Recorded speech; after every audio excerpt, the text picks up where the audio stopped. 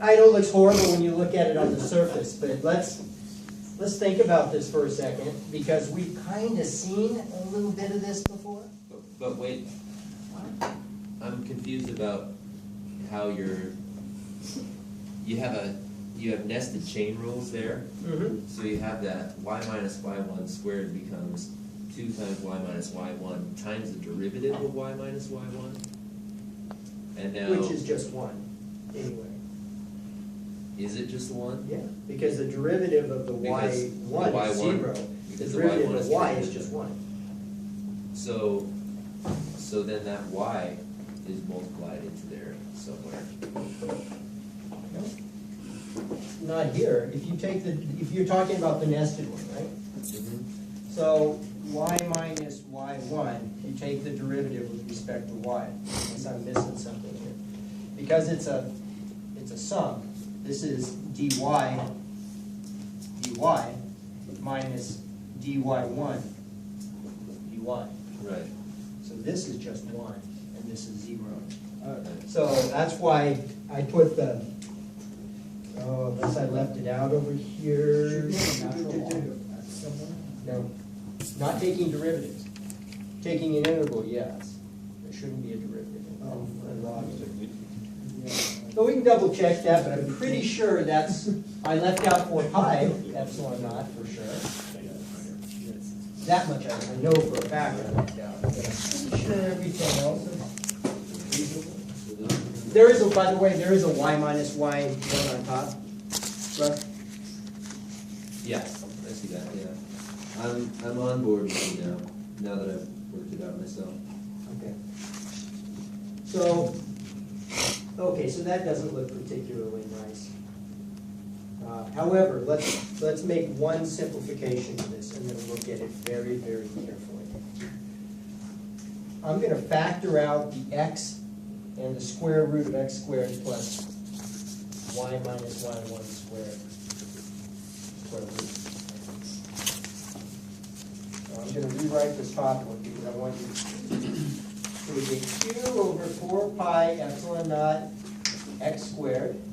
Then I subtract from that q over 4 pi epsilon naught. And now it's x squared plus y minus y1 squared. Just this. Times x over the square root of x squared plus y minus y1 squared. Reasonable? I just factored out the x and the square root portion of this. And on the bottom, I should have put this one in red, I guess, but it's okay. Some stuff's gonna cancel. Nothing really can't, well, it does, I should say. This becomes minus q over 4 pi epsilon naught x squared plus y minus y1 squared times y minus y1 divided by the square root of x squared plus y minus y1 squared. Again, this may seem like, oh, hell, what is this? But note, this is the cosine of this angle.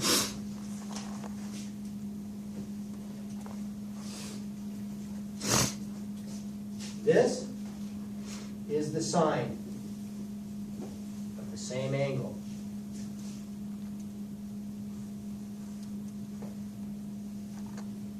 This whole bottom term is E1 in the x direction.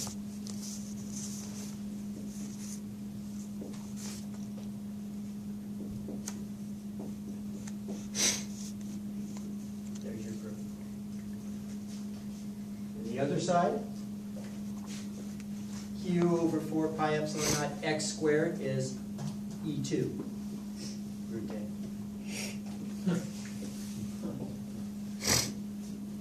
Minus Q over this stuff there is E1.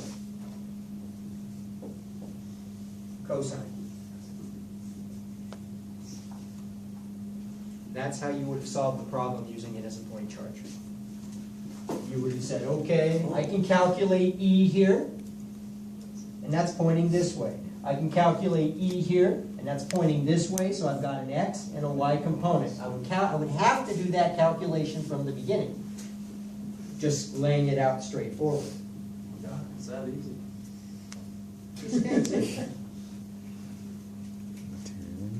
Now, you might ask yourself, wow, that is kind of hard, but what about this? If you were to try to take measured values to figure out what that electric field is then, guess what? You don't measure an electric field directly. You would have to measure an electric potential. So you would have to calculate the electric potential here, the absolute, compared to infinity. That would be a number. But in order to physically express it in terms of an electric field, you have to take the derivative of its functional relationship. So there are some advantages and disadvantages to it, but that's one example of how you would use it as per, I've erased all that stuff, solving for E from V. Yes. So you're taking the negative derivative, because that's what we discussed earlier. Yes, because... But are you factoring in, are you including a negative value for Q1 because it's a negative charge? No, I took it out. I took it out. I just called Q, and I wrote it down and then erased it. Of course. Q was the absolute value of Q1, the absolute value of Q2, because they're the same value. So if it wasn't, then I would just have to explicitly have Q1, Q2, and keep it plus with the minus signs embedded in the Q values. So now, if you're doing it this way, then afterwards you have to use some sort of your intuition based on what's going on here in your picture to decide. I guess you don't care about direction since it's a vector. Oh no, it is. The directions are specified explicitly because you're in the negative. Let's see. I took the negative over there, took the negative over there, I took the negative. They both look like they're being calculated with just a positive Q. I got a minus sign off here. I put the minus there, and I put the plus there. I already had the minus there, so this was a minus, but this is still minus. That's a plus.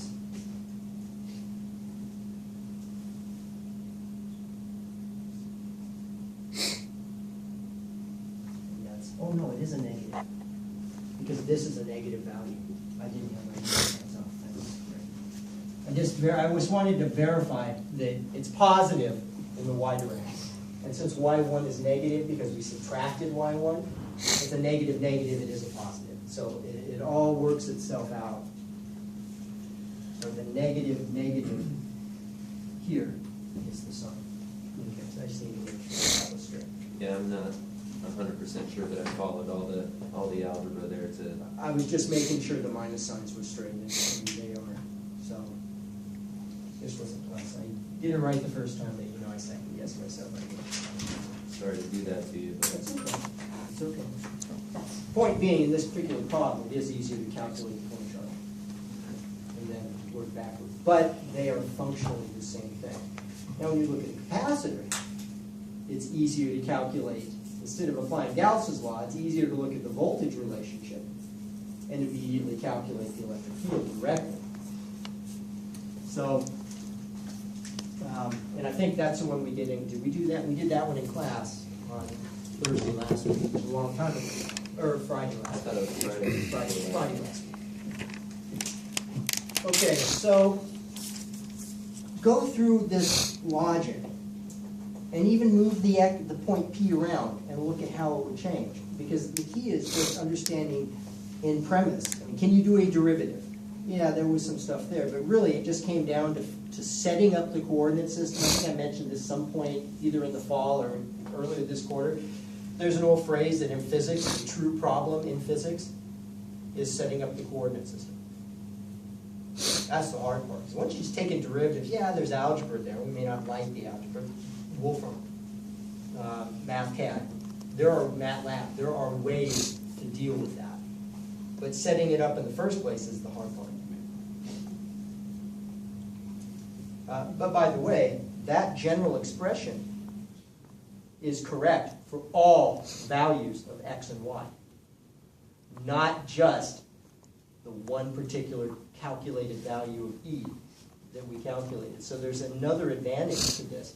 It may not be something you want to deal with, but if you had a computer program and you wanted to plot the electric field as a function of space, no matter where you are, this expression and this expression in x and y is absolutely tight with doing that calculation. So in a very general sense, as a computer programmer especially, there would be another importance to that. But we're engineers, we don't want general solutions. What it is there so we can solve it and build a goddamn bridge. I don't care about any other bridge anywhere else in the world. We're solving it for this one. If we're going to run it across the Congo, then we'll use a different starting condition, right? And we'll solve it directly again. We won't worry about the rest of it. If you've ever seen the Congo River, you'd know what I'm talking about. More water rushes through. It's the second most volume of water that passes through the Congo to the ocean than in the world. The first being the Amazon, but the difference is the Amazon's this big broad delta with a bunch of little streams. The Congo is basically one river that's like 70 feet deep or more, and it's just this crazy rapid. So it's awesome. With like these killer catfish. Killer catfish, and my favorite is the gargantuan tigerfish. Just the name alone. So they all kill you, basically? Well, yeah, there aren't that many of them because they eat each other too, but certainly they Fall into the Congo. Don't do it. it's all rock. The fishermen set out nets and they dive into the water to undo and untangle their nets and then climb back out. And the water's going by at like 30, 35 knots. It's crazy. How do they do it? They're man. Put tie a rope on their leg? No, they just jump in. These guys are. Tire. You've been doing this since you were a kid, I mean, right? You watch Dad till you're 30, and then you start jumping, or till you're 20, and you start doing it too. You do it when you're 10. Or 10, or whatever, yeah. Okay, so let's look at the atoms.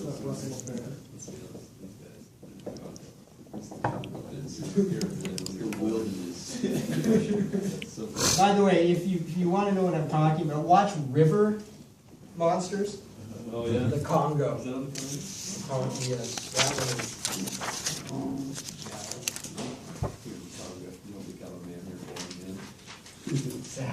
Exactly. It's like sharks. Yeah, I mean, you're just born. You're born ready to rock and roll. Yeah, there's no question. Okay, so let's look at a case where we have a very tight nucleus with 2 protons. Don't ask me why I chose 2 protons. And we have an electron sitting out here at a distance of 3 times 10 to the negative 1. Let's just call this R.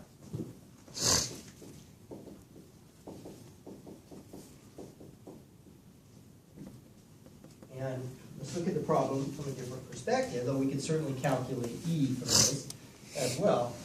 First question, what is V out here?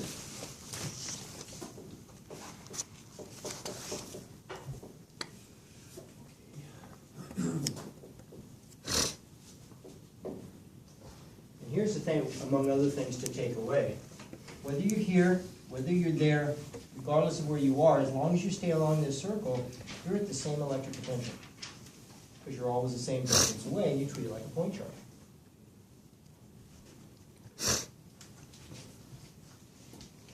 So the voltage at this particular separation distance, or distance away from this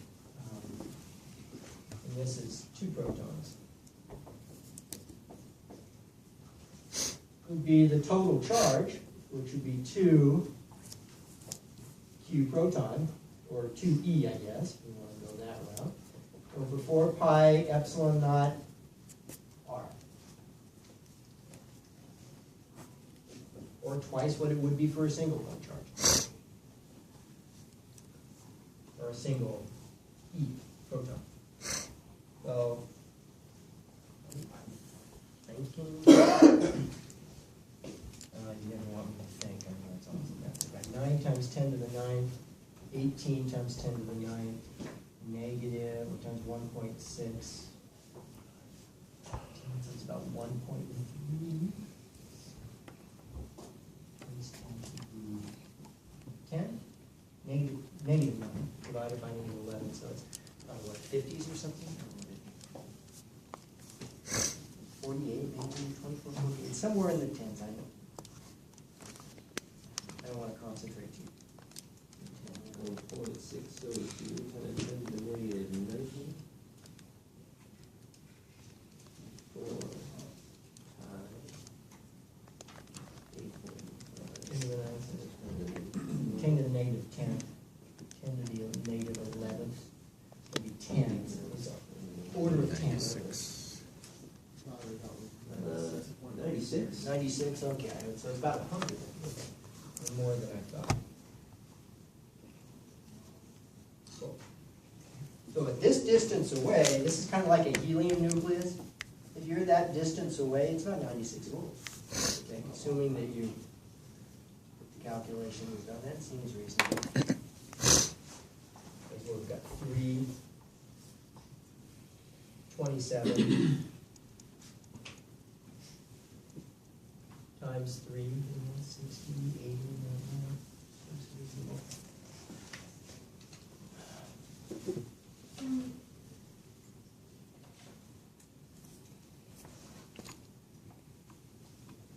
I'm going to put an electron there.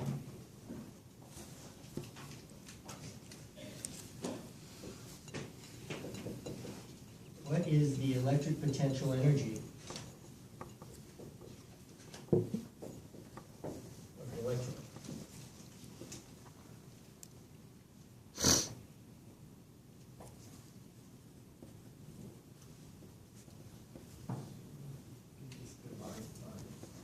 Multiply. UE is going to be equal to charge of the electron times V. Or negative E times V.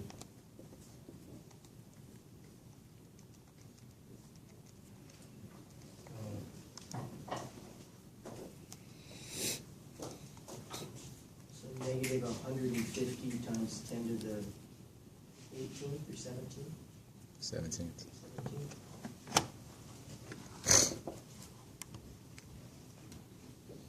So, 1.5. 40 something.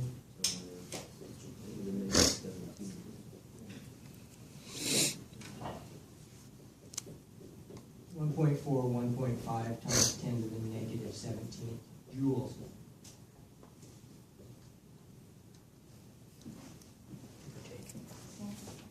What's that? 1.54. Okay, I was on the wrong side of the 150.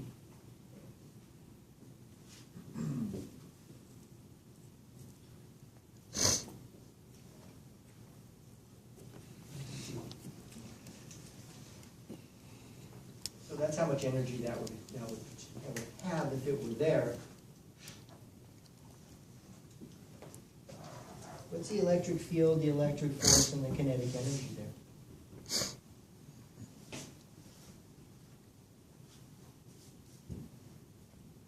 Well, I gave you a whole bunch of stuff at once, didn't you? Well, kinetic energy, wouldn't that possibly be the same as the electric? Electric potential energy is negative. Kinetic energy is never negative. So we can calculate a negative mass. Or, an imaginary velocity, we'll never have a negative kinetic energy. Non-negative velocity, you can't take Square. yeah, it'd still be positive. It need to be imaginary, like 3 meters per second squared. Yeah, that's what I mean. You asked for electric field kinetic energy and what else? So, let's determine ER, FE on the electron.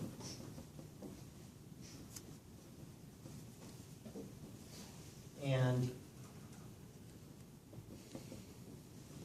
K. I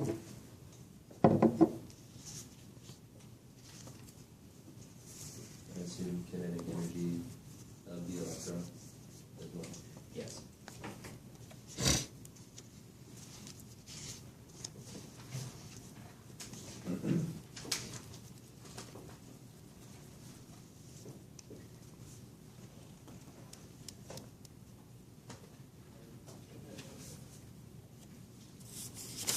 So while we're at it, what's the total energy? You got that stuff, what's the total?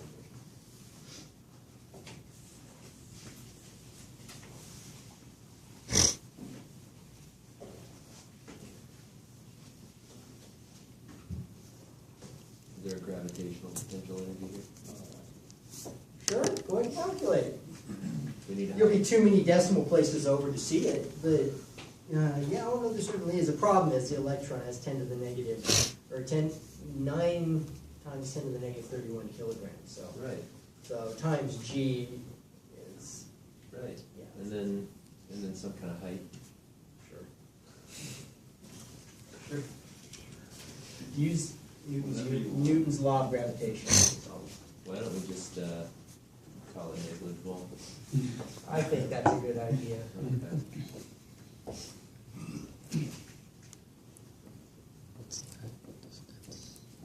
By the way, technically, it's not the energy of the electron, it's the energy of the interaction between the electron and proton in the combination, but we'll just call it electron. So E total is K plus kinetic and potential, and just add them together. So we gotta go through all of this stuff first. Now, we can take a derivative of 1 over R, that's not so bad, right? Right. Yes, we can always go back to the point charge and solving it with Coulomb's law. One of those things, take your pick.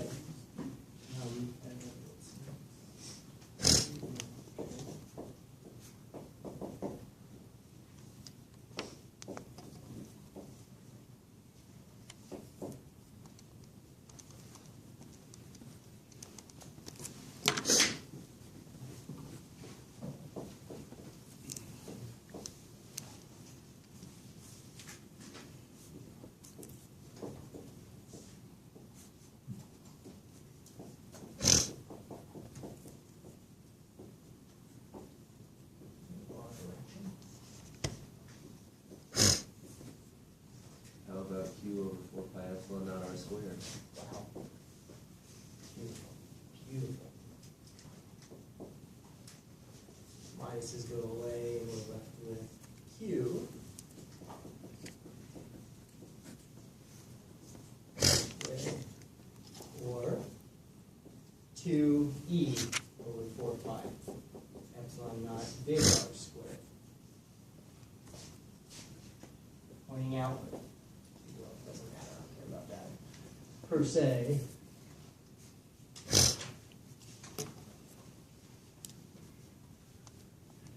And I would bet you're gonna get a number like 10 to the negative 7.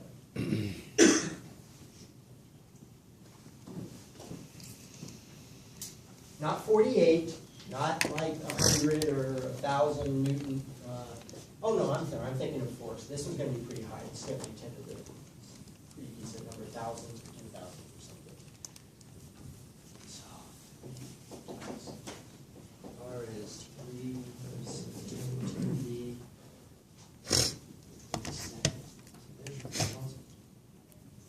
Yeah, 3.2 times 10 to the 12.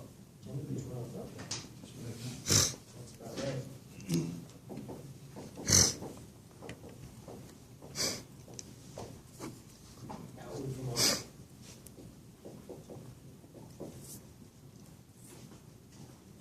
Newtons per coulomb. Yeah, electric fields, just for point of context, are typically large numbers.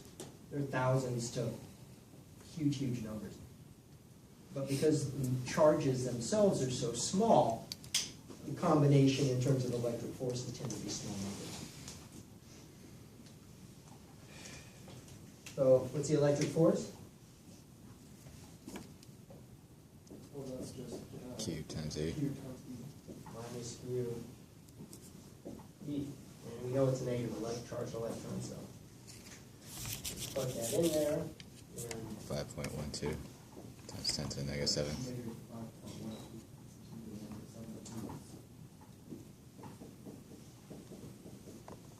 relative to R. So it's inward.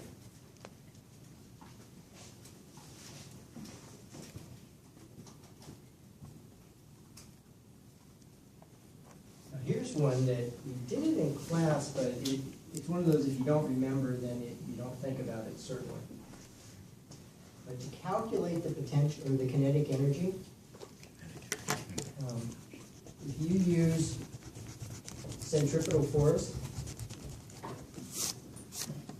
to find K, here's what you're left with.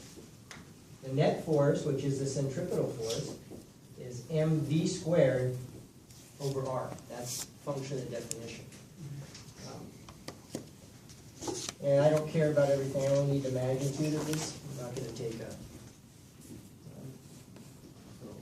And this thing is another way of saying 2 times the kinetic energy divided by r.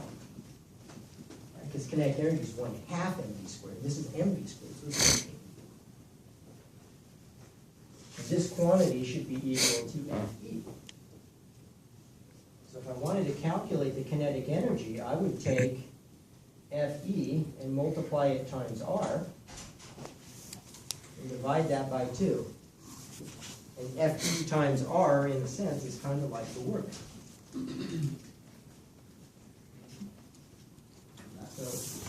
So we have 7.69 times 3.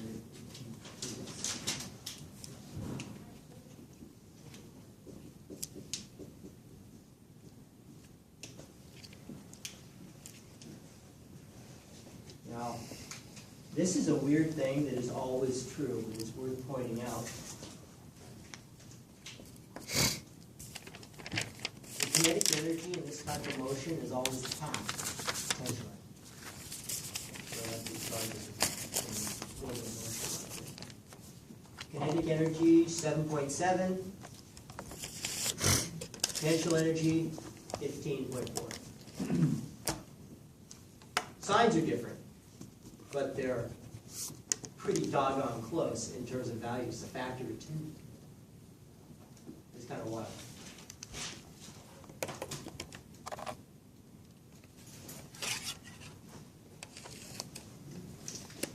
So the total energy then is 7.69 times 10 to the negative 18th joule plus negative 15.4 times 10 to the negative 18th joules. I just moved the decimal point over so the numbers are easier to add or subtract. So I just slid it over 1. And the answer is negative 7.6, 7.7 if you will. 7.71 maybe, the way this is, because of rounding error.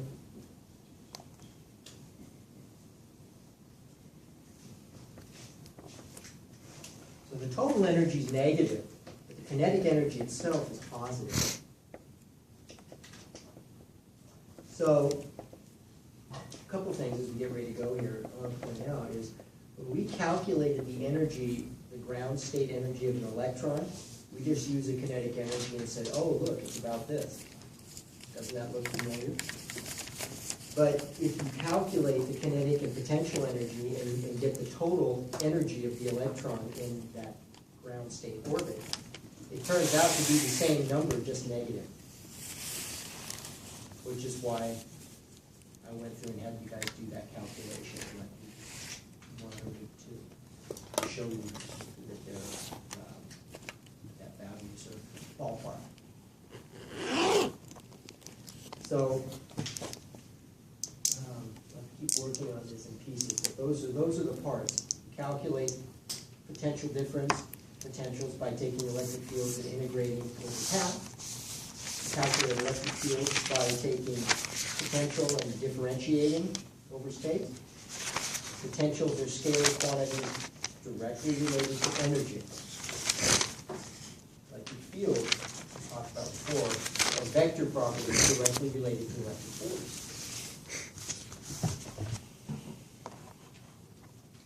And somehow, very shortly, this electric potential paradigm will go right into electrical circuit analysis. So, any questions on this? It's just heady style. You can't just look at it and immediately have all deep questions. Just think about it. One of the things that I recommend, or that I at least just sort of ask if you did, is if you study right after this stuff while it's fresh and just sort of go through not just the calculations, but through why we make the choice to do so. Get it embedded. You can't just watch, listen to me, and do some calculations and really have it sink in. But, fairly soon, while it's semi-fresh, go back through it and just kind of get a sense for the whys. Because calculations are one thing, but even just the right direction, why you take a certain approach, is sort of fundamental to how you set these up. And we'll talk about concentric charges, maybe even before we do our the start of our lab tomorrow.